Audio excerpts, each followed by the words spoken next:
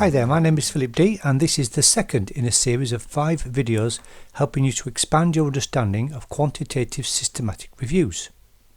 In this video we will be doing a deep dive into an actual published systematic review. So let me introduce the paper we will be looking at in detail. I showed elements of this paper in video 1. Now this systematic review is by Zhang et al. And is a comparison between two methods of warming patients whilst in the operating theatre environment in order to prevent or at least reduce the risk of hypothermia. It was published in 2020 in the Journal of Clinical Nursing. The hope is that we can start to demystify a lot of the jargon of a systematic review and see what is in effect a job list of the tasks that will build towards your own systematic review. You can readily find a PDF of this paper via a search on Google Scholar, and the full reference in any case will be given at the end of the video. So I feel the best way to explore the process of a systematic review is to take each section of the paper in order, which will hopefully help you in seeing how it all comes together. Do be aware, however, that you might not be writing your systematic review in the exact same order in which it is finally presented. It is common, for example, to write the final version of the introduction towards the end of your review journey. Okay, whilst I will show the great majority of this paper, I do not intend for this to be a simple read-through, although please do feel free at any point to pause the recording in order to read fully the text in your own time. So let's start with the abstract. As we know, the abstract is a brief overview of the entire paper given at the very beginning, and you will produce one for your own systematic review dissertation. Of course, it is written right at the very end of the process, but is positioned right after the title and before the introduction. Here we can see the research area, which, as I have said, is comparing warming strategies used during operations to address hypothermia. The aim of this systematic review, therefore, is to evaluate the comparative effectiveness between two approaches, the forced air warming or FAW approach and the carbon fibre polymer fabric heating approach, later in the paper called CFH for short. We are given a list of the databases that were consulted, namely CINAHL, Medline, PubMed, Embase, and one that I had not heard prior to this research, namely the Foreign Medical Literature Service, and these are all readily available via a university library homepage. We are told the appraisal of quality was carried out using the Cochrane's own risk of bias tool. Now this is a tool like the CASP tool, which you may already be aware of. We are told that a meta-analysis was used to synthesize the data, and that the robustness of that synthesis was subsequently tested using something called a sensitivity analysis. After their careful and rigorous filtering process, this paper only had 5 randomized control trial RCT papers to work with, which is not that unusual a number, but in total these papers represented 282 patients, which is a pretty good overall sample size. We are told that whilst 4 of the papers showed no statistically significant difference between the two approaches, one paper alone did show a statistically significant difference, in that the FAW was deemed the better approach. This should of course immediately alert us to looking very carefully at their results to see if there is a big contrast between the findings across the various papers. I am, for example, wary of only 1 out of 5 papers showing a conclusive result, and you should already realise that a systematic review is an active piece of research on your part, and critical appraisal will be a key element. Their conclusion, unsurprisingly, states that FAW is the better approach, but warns that even with its usage in an operating theatre, hypothermia may still occur. Okay, on to the main part of the paper, which will now go into far greater detail than the abstract was able to. Now the point of any introduction, be it in a student assignment or in a published research paper, is to firstly set the scene. The introduction announces the broad area of research, which in the case of this paper is to consider one aspect of intraoperative care, i.e. the care of a patient during their operation.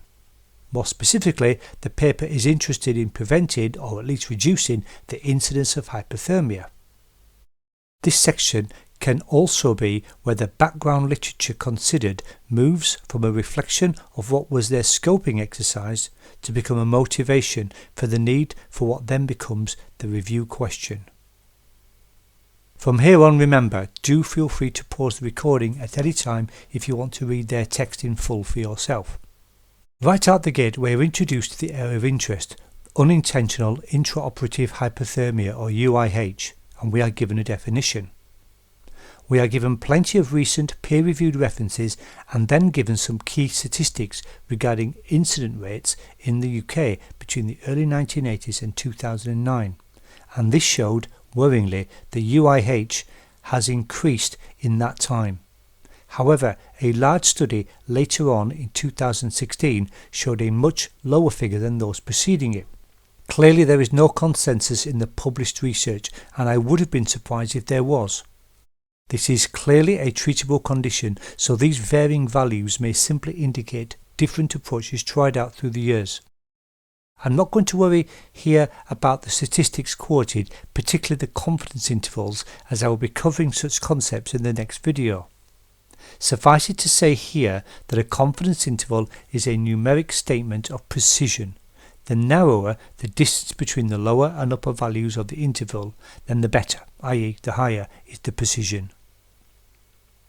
Continuing with their introduction, they then go on to talk about the clinical consequences for a patient suffering hypothermia, as well as the financial burden to the patients, and I suppose we can also assume by implication to the NHS.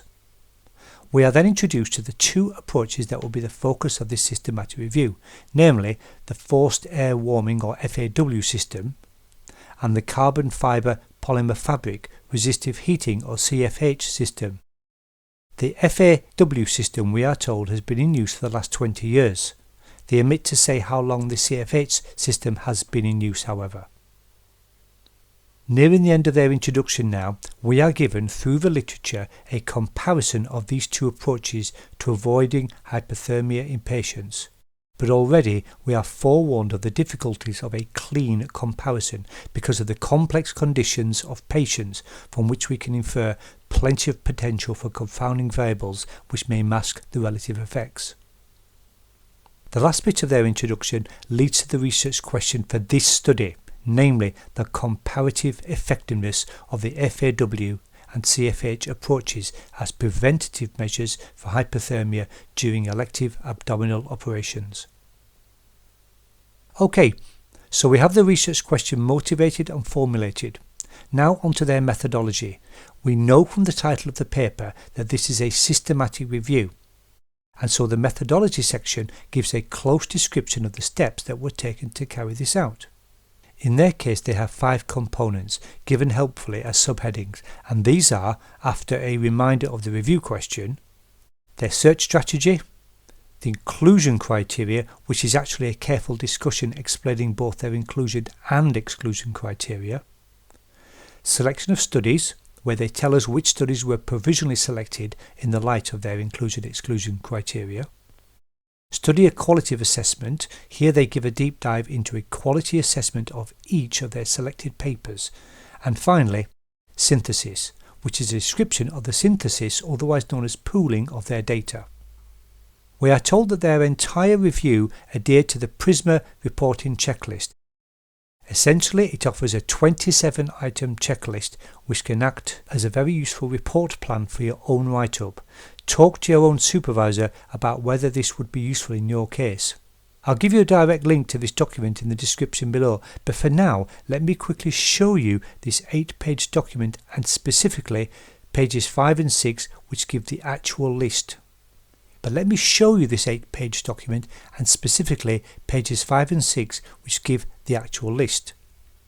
Now here's the page that the link took us to.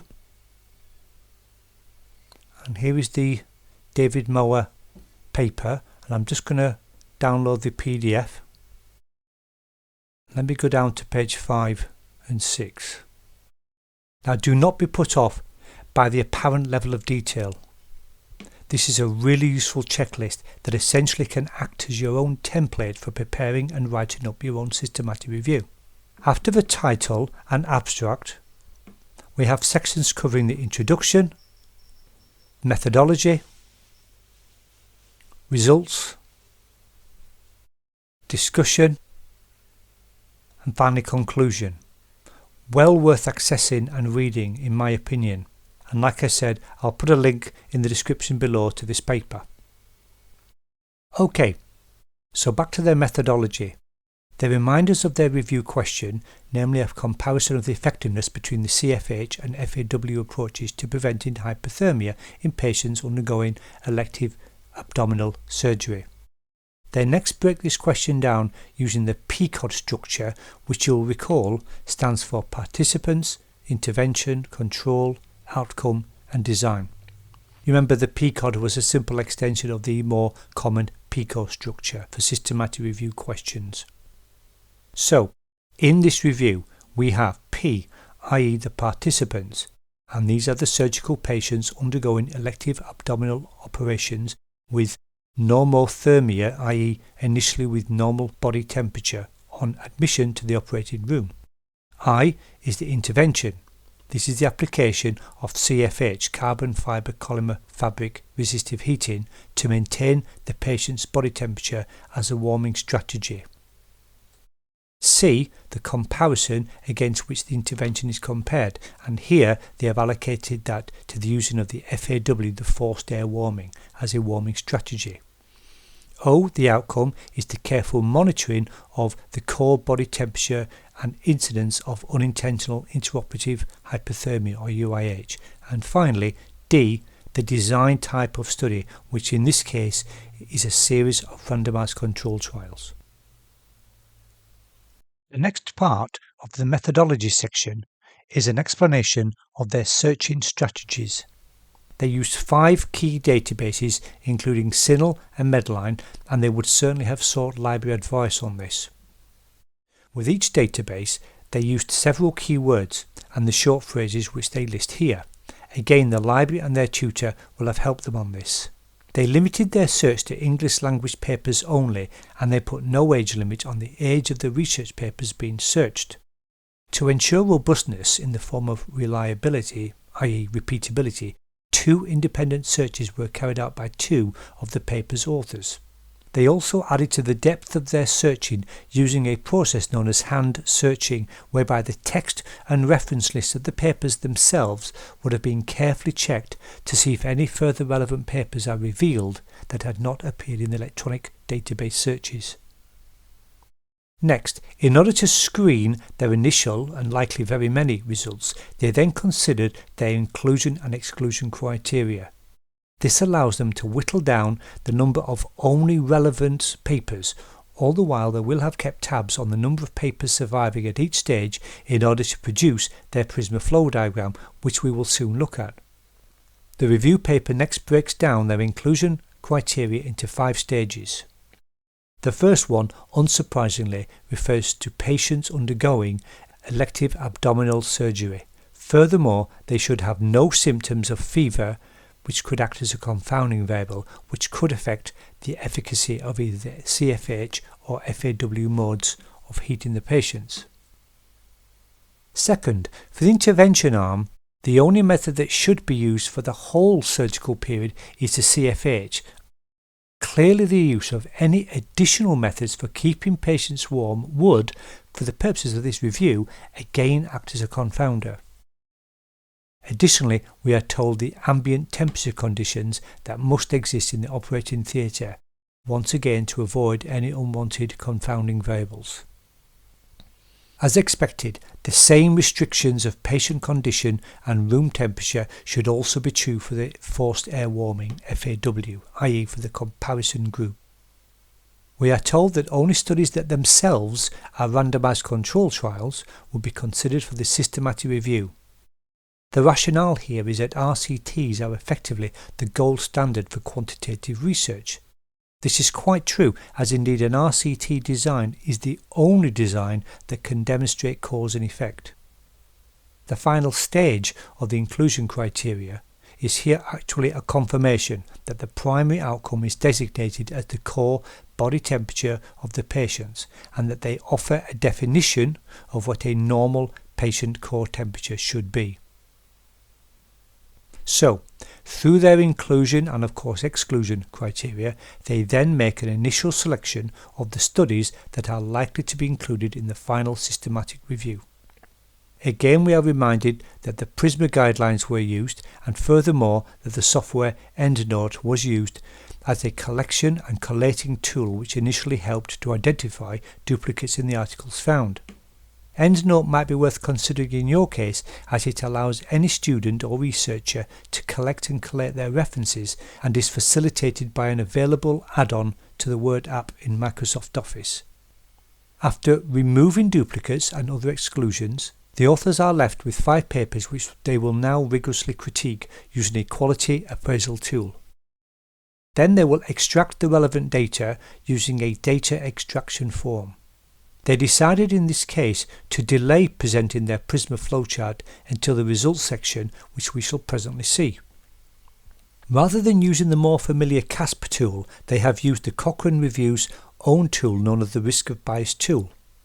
I give the link and reference for both of these tools at the end if you wish to explore them further. I don't think that you as a student should see either of these as being somehow better. They both have their advantages as well as their disadvantages. The ROB tool is probably more complex and so may be more challenging to use if you are not an experienced researcher. But then again, you might argue that the CASP tools have insufficient depth. As usual, this is a conversation you should have with your supervisor. They also state that they intend to calculate something called a heterogeneity, i.e. any differences in the variances of the data values across each of the 5 papers. Now, the variance is simply a measure of spread of a set of data values, which itself is just the square of the standard deviation. And it is important to establish that across all research papers under consideration, that these spreads are broadly similar. This would indicate that, in principle, the data across all papers of interest all came from a similar population, and so, if it passes this test, would strongly support the final step of a meta-analysis. In addition to the risk of bias tool, they also use the GRADE system, which stands for the Grading of Recommendations, Assessments, Development and Evaluation, which is a framework for developing and presenting graded summaries of evidence. You can find more about this again by clicking on the link that I'll give in the description below. Now, just before presenting the results section, the authors address 2 important considerations that are needed to be established before they can give themselves final permission to carry out a full synthesis. And these are a statement as to how they carried out the test of heterogeneity, i.e.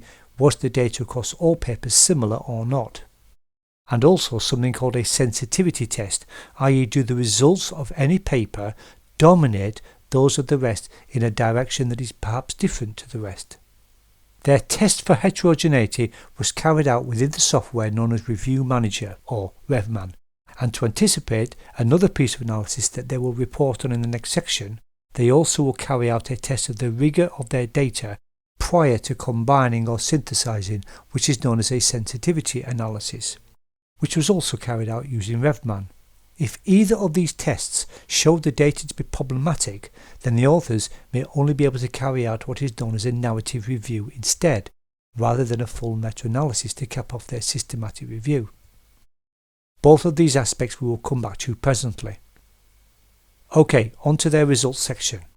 They first talk about the results of the selected literature, i.e. the final PRISMA diagram summarising how they arrived at their final 5 papers. Data extraction, i.e. the creation of a table of summarised key data taken from each paper. A risk of bias, which is in this paper presented visually as a risk of bias diagram. And finally, data synthesis, which culminates in the production of a forest plot.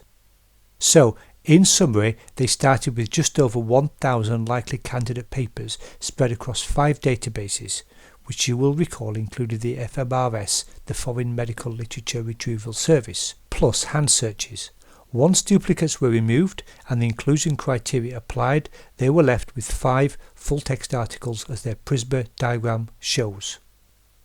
So here is their Prisma flow diagram, which we saw in video 1 and which you too are likely to produce for your own systematic review. Note, they started with an initial 1026 papers plus an additional 12 papers they accessed via hand searching. From this, they removed 99 papers that were seen to be duplicates, and then they removed another 919 papers due to several reasons, including the wrong methodology and including some systematic reviews which of course cannot be counted as primary research papers. Finally, they removed a further 15 papers due to certain elements of the method utilised or due to the wrong demographic of participants, which left them with their not so grand total of 5 papers. Now, there is a downloadable template for this flowchart which you can access from my link in the description below. Like I said earlier, having less than 10 papers for your own systematic review, particularly for example as part of an MSc, is not that unusual.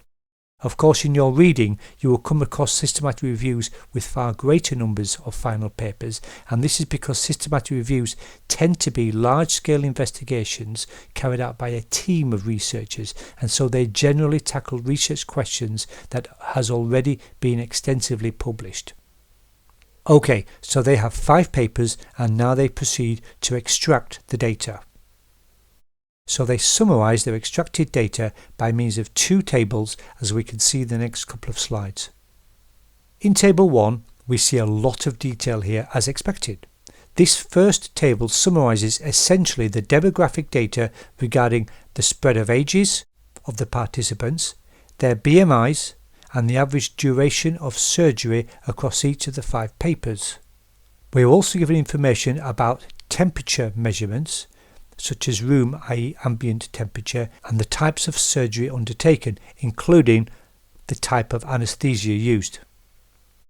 It is worth noting that for the first 4 papers, summary values are presented as mean as measures of the average, with the standard deviation as the measure of spread, whilst in the final 5th paper they give the median as the measure of the average and the range as a measure of the spread of data values. Moving on to table 2, this is the data of interest as regards the research question. The last column gives the summary data of interest for each paper.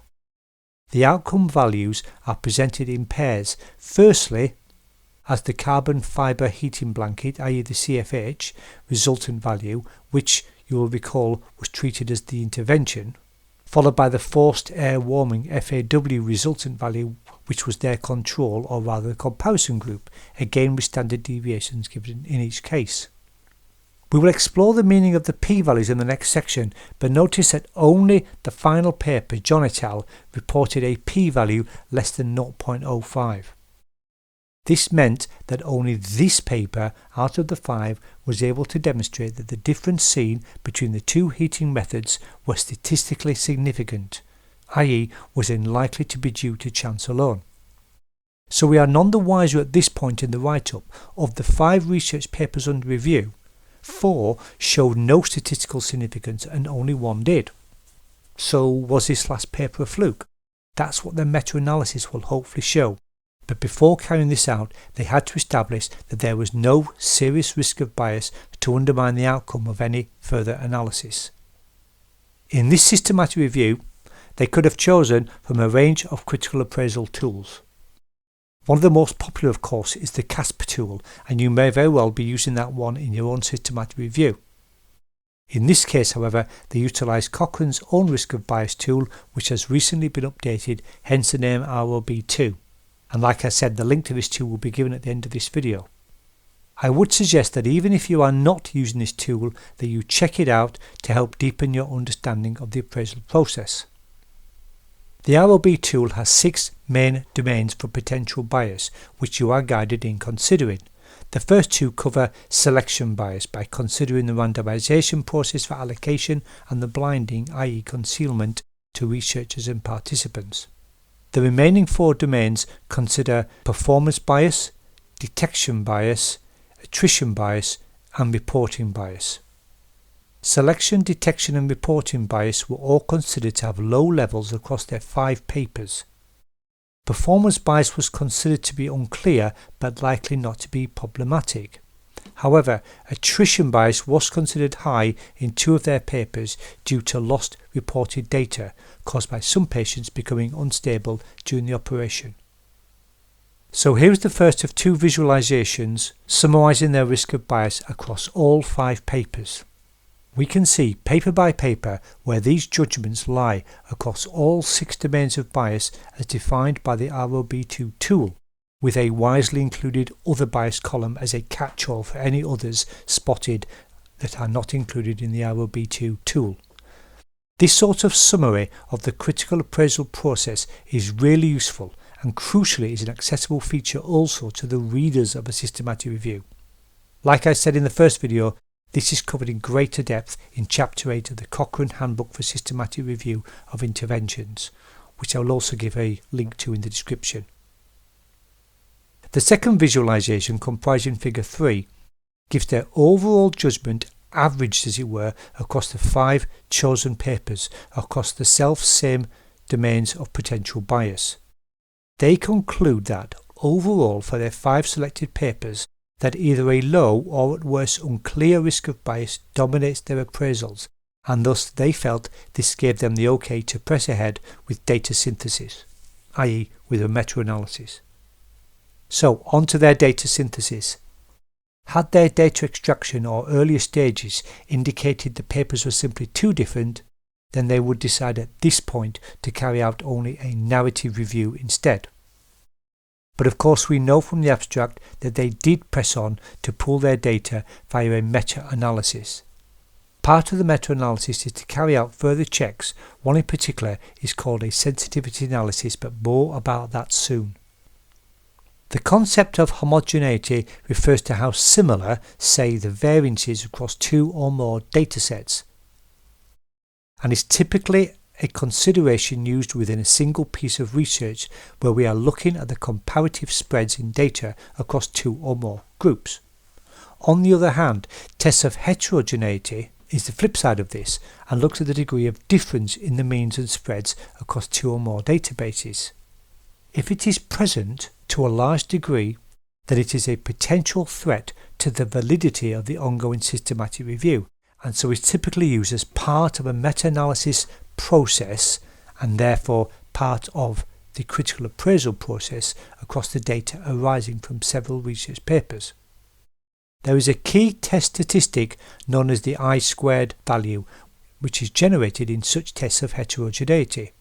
It is a measure from 0 to 100% of the degree of heterogeneity in a meta-analysis. I'll be saying more about this in video 4 when I explore in more detail the key statistics behind a systematic review. But the key thing here is that their measured value of 0% I-squared tells us that the heterogeneity in their case is negligible, i.e. that across their 5 papers there is high homogeneity, which is good. Now, even though this was not necessarily required, they did briefly present what they are calling here a narrative summary. Here they describe the general features of the findings. Again, if you yourself are proceeding to a meta-analysis, you should talk to your supervisor as to whether you need to do this step as well. Here they highlight, as we have already seen, that 4 of the 5 papers show that the 2 methods of patient warming, FAW and CFH, are as effective as each other, but only 1 paper showed a genuine difference, and in that case the forced air warming, FAW, was the superior mode of heating patients during abdominal surgical operations. Okay, finally onto their meta-analysis proper.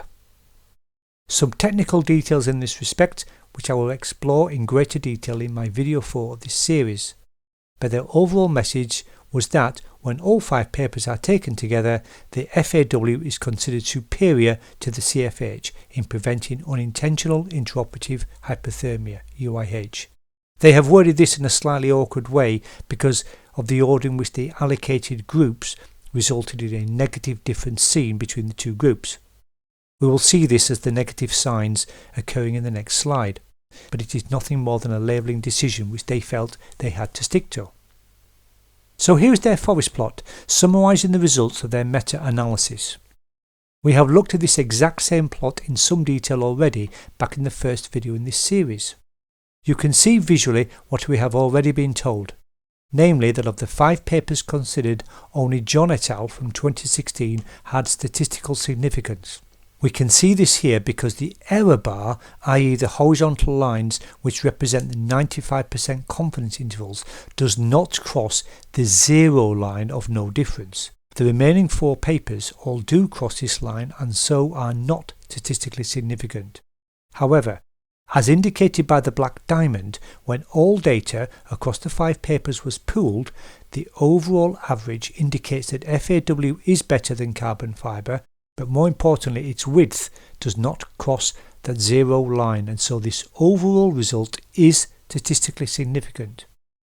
In the case of the overall result, the horizontal extremities of the diamond plays the same role as the horizontal lines.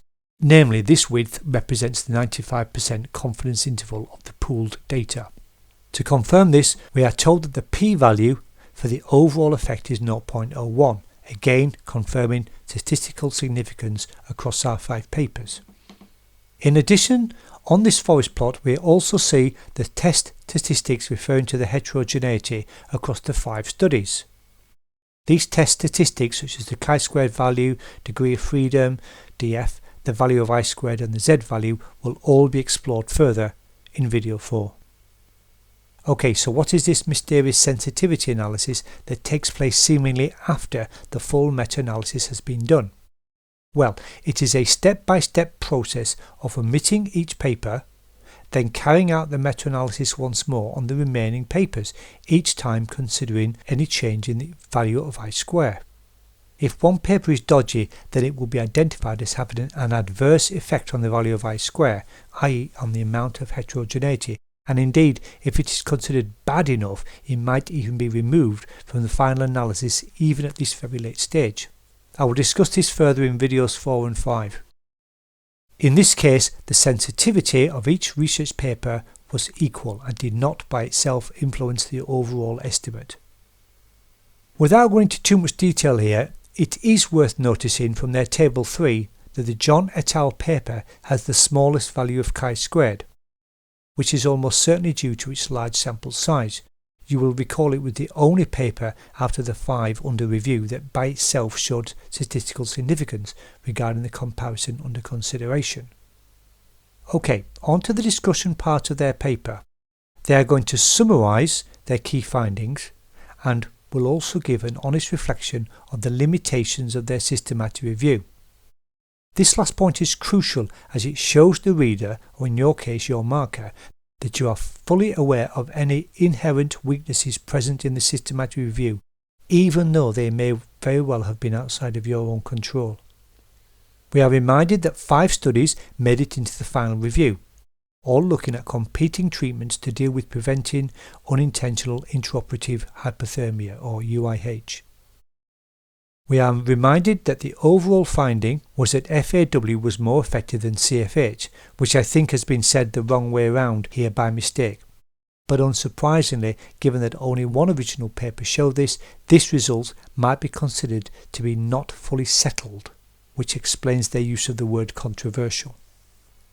So, starting with their key findings, as we have seen earlier, in the forest plot, 4 out of the 5 papers did not declare a clear winner between CFH and FAW, but the paper with the largest sample size, which was crucial in this systematic review, was John et al., which did show that FAW was more effective than CFH. They go into a deep dive here regarding the 4 non-statistically significant papers. They talk about sample sizes, means and medians, as well as z-scores, none of which I'm going to dwell on at this time as they are statistical concepts that I will cover in later videos.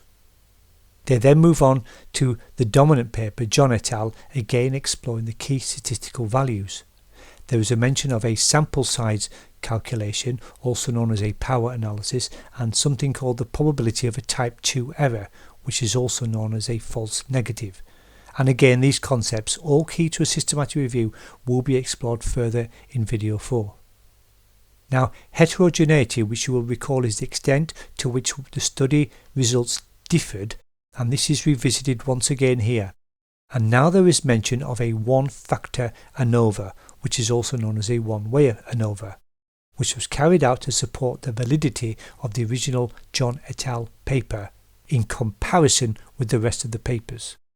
An ANOVA test is simply an inferential test to see if across more than two groups, or in this case across more than two papers, the means are all the same, i.e. that they supposedly come from the same population, or if at least one of them is different. The final point made in this section is an acknowledgement of the very small sample sizes in some of the non-statistically significant papers. Here they also mention something called a type 1 error, which is the probability of a false positive. This can occur with small sample sizes as statistical fluctuations, i.e. as flukes in the results, and can indicate therefore an incorrect outcome. But once again, more about this in video 4. This next section is very technical and is talking about small differences in methodology across the 5 papers. It is of course important for the Zhang et al. Study, but isn't worth dwelling on for our purposes of gleaning lessons for any systematic review we might undertake, other than to illustrate the sorts of minutiae that sometimes has to be discussed. And so I'm not going to dwell on it here, as they will add little to our general understanding of a systematic write-up. But of course, if you're interested yourself in this particular review, then by all means do access their full paper or pause the recordings to read in detail this part of their discussion. And the same applies here when talking about details regarding the measuring of the core body temperature and its relation to the administering of anaesthesia. It's well worth looking at to see the sorts of aspects of comparative critical reviews across the primary studies. Okay, something that is important in any systematic review. They offer some reflections regarding the limitations, as they see it, of their own systematic review. They identify 3 key limitations. Firstly, they note that the method of heating patients was inconsistent across the 5 included papers, not meaning the inherent differences in the FAW and CFH approaches, but in the amount of body covered for warming purposes, as evidenced by the extent of skin exposed. Secondly, there were differences in the temperatures set for each device of the 2 approaches. Thirdly, the actual measurement location to determine core body temperature was not exactly the same across all 5 papers. This discussion of limitations gives the reader their own chance to decide whether they agree or disagree with these subtle points as to whether they should have gone ahead with their meta-analysis, and is an important point of any piece of research. And so we come to their conclusions, where they will also talk about implications for both clinical practice and possible future research. They remind us one final time of the number of papers in the final review, of the total number of participants that these studies cumulatively represented, and the evaluation that there is only moderate risk of bias as evidenced by, amongst other things, the low heterogeneity across these studies. And they state once more that their conclusion is that the CFH approach was inferior to the FAW approach for patients undergoing elective abdominal surgeries, which mercifully is given the right way around this time, unlike their typo in the discussion section. They feel that, on balance, this review should be at least considered, if not actually applied, when considering actual clinical practice. In addition, looking at future research, they feel greater work needs to be undertaken regarding the occurrence of unintended intraoperative hypothermia, UIH.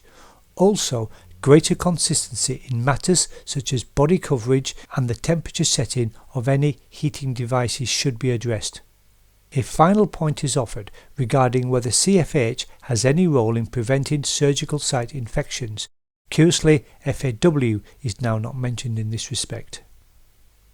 In addition to their few key words about the implications for practice, they also make a further distinction and talk a little more as regards relevance to clinical practice. There is a reiteration that UIH could contribute to serious complications during surgeries, and that, From this review, they conclude that FAW is more effective than CFH in keeping patients warm during elective abdominal operations. Almost at the very end of the paper now. There are a couple of housekeeping points to end the review. First, they declare there are no conflicts of interest in that there has been no financial support, implying neither of the two warming systems offered any financial incentive to this review. And secondly, they declare who did what in terms of the collaboration in this published review.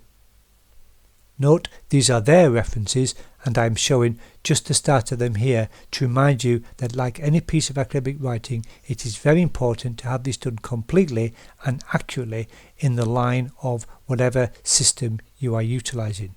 Here the Harvard system of referencing was used. Of course, if you too go on to publish, which I very much hope you will do, then you will need to take the journal's own advice on the referencing style that they prefer, as well as other such matters like fonts, word count, layout, etc. And these are my references to support this video.